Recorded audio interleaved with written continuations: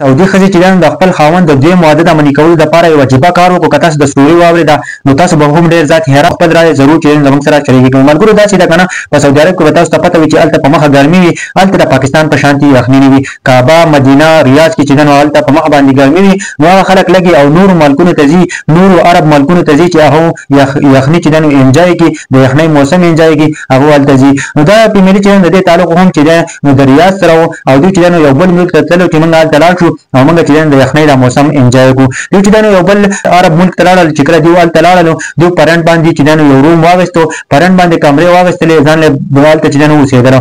کله چې دوی هلته اوسېدل او ښه ښایسته ژوند یې تېرولو، ځکه چې هلته موسم یخ و، نو دوی ویل چې موږ دا موسم چې ده دا انجوی کړو. مالک مکان چې ده نو د هغه نه چې پرنټ باندې کومه روم اخیسته و، د مالک مکان یوه لور وه، نو دغه سودا ولګېده او په هغه سره مینه محبت شروع شو، د هغه سره عشق شروع شولو. چې کله د هغه سره عشق شروع شو نو دغه سودا ولګېده او دغه مالک مکان په دې لور پسې لاړو.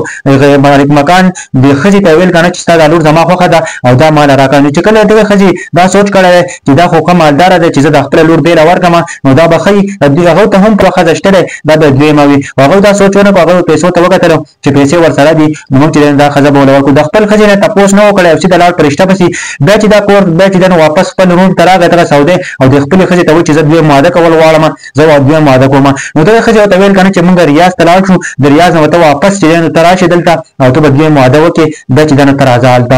دغه خبره چې ورته کله وکړله دا ښځې ته پته وه، دا ښځه چې دا نو دا په روم کې وه او دا په کچن کې وه، نو دې چې دا نو قیمتي سامان چې دی نو هغه یې راواخیست او هغه یې مات کړو. چې کله دا ټول سامان مات کړو د هغه نه پس چې نو دې خاوند راغی، تپوس وکړو، 10,000 ریال یې ورکړو، ویل چې دا لاړ شه مالک مکان له ورکړه چې دا چې دی نو ما ستاسو نقصان کړی دی. دغه ښځه لاړه که نه مالک مکان ته ویلو زما د خاوند چې دی نو دا باندې دوره راځي، دا لیونی دی او دې چې دی نو لاړ شه په کچن کې حالات وګوره، هر څه چې دی نو مات کړي دي په دې باندې دوره باندې راځي. نو چې کله دا خبره وکړله بیا ورته دغه ښځې ویل که نه د خپل خاوند ته ویل زه چې ځو ریاض ته ځو بیا به ته واپس لاړ شې دویم واده به وکړې. کله چې دوی ریاض ته لاړلو او دغه خبره ورته وکړله دوی چې ریاض ته لاړلو نو واپس دغه سعودی راغی او د کوم ځای کې چې دوی پاتې کېدلو هغه ځای ته واپس راغی او دغه مالک مکان ته ویل چې ما ته خپله لور راکړه.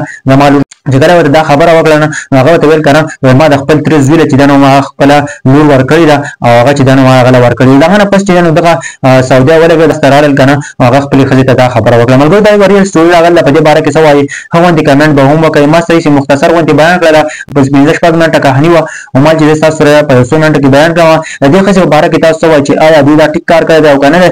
ځکه چې دې خاوند چې دی نو په یوه بلې جینۍ باندې مینو د خپلې ښځې نه تپوس نه و کړی چې زه چې دی نو دا جینۍ سره واده کوم، دا زما خوښه ده. ویله چې تپوس وکړو چې هغه په رشته پسې مخکې ورغلی و، هغه رضا شوي وو. په دې باره کې څه وایي ښه غوندې کمنټ ضرور وکړئ.